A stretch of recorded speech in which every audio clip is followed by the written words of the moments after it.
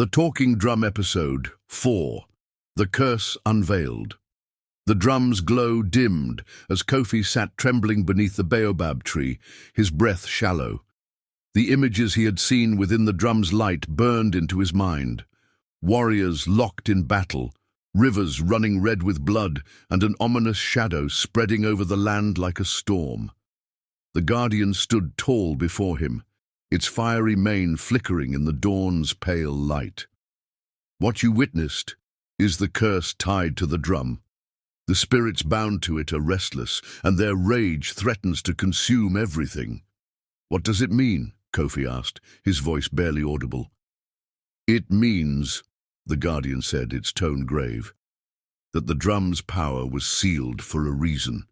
The ancestors created it to unite the tribes, but greed and betrayal turned it into a weapon of destruction. That war you saw. It paused, its eyes narrowing. Was the drum's doing? Kofi's chest tightened. And now it's awake again. Yes, the guardian said, its glowing eyes locking onto Kofi's. And unless you find a way to calm the spirits bound to it, the war will return. The Elder's Deception. Kofi returned to the village with the weight of the Guardian's words pressing down on him. Baba Ekong and the other elders were waiting, their faces shadowed with worry. What did the Guardian reveal to you? Baba asked, his voice cautious. Kofi hesitated, unsure of how much to share. The drum's power, it's dangerous. It was sealed because it caused destruction before. The elders exchanged uneasy glances. Baba stepped forward, his expression unreadable. There is more you must know, Kofi. The drum did not call to you by chance.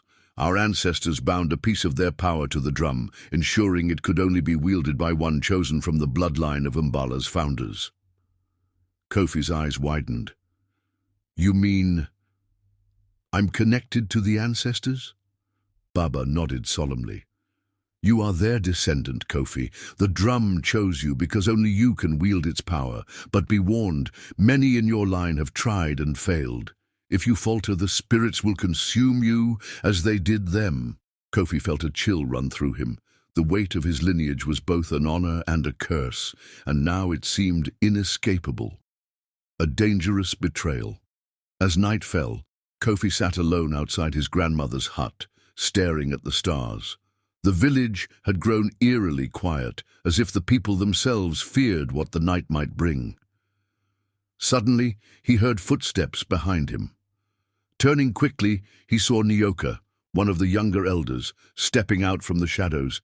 His face was stern, but his eyes flickered with something Kofi couldn't quite place. You shouldn't trust the others, Nyoka whispered, his voice low and urgent. What do you mean? Kofi asked, his heart quickening.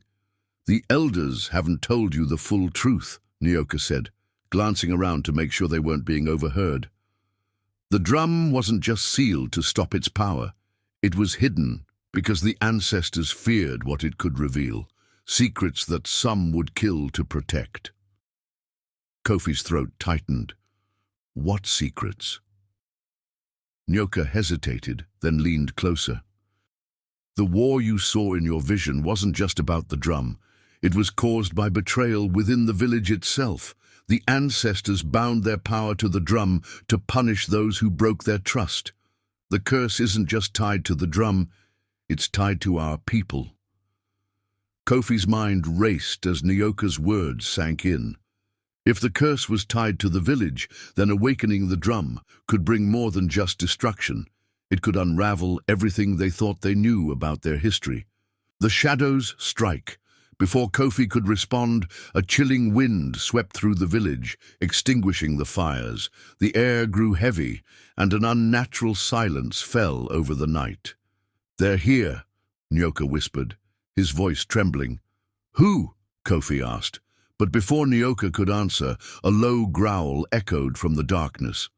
The shadow creatures emerged from the tree line, their glowing eyes piercing the night. Their jagged forms moved like smoke, twisting and reforming as they advanced toward the village.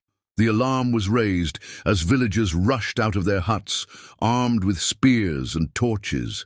But the shadows were relentless, their movements too fast and their forms impervious to the villagers' attacks. Kofi felt a familiar hum in his chest, the drum. Its call was stronger now, resonating with the chaos around him. "Kofi!" Nyoka shouted, grabbing his arm. "You have to use the drum. It's the only way to stop them." But the Guardian said, "There's no time for caution." Nyoka cut him off. "The drum chose you for a reason. If you don't act now, the village will fall." The drum awakens. Kofi ran to the forest, the drum's hum guiding him back to the baobab tree. The shadows followed, their screeches filling the air as they closed in. When he reached the drum, its surface was glowing brighter than ever, the symbols etched into it pulsing like a heartbeat. Kofi hesitated, the Guardian's warning echoing in his mind. "Do not play the drum unless you are ready." But the screams of his village rang in his ears, and he knew he had no choice. Kofi raised his hands and struck the drum. A deafening sound erupted, shaking the ground and sending a wave of energy through the forest. The shadows froze, their forms unraveling like smoke in the wind. But as the light from the drum faded, Kofi saw something that made his blood run cold. The shadowy figures weren't gone, they had merged into a single massive form. Its eyes glowed brighter than before, and its voice boomed with fury. "You think you can control us, boy?" it roared. "You've only made us stronger." To be continued. Please like, subscribe, and click the notification bell.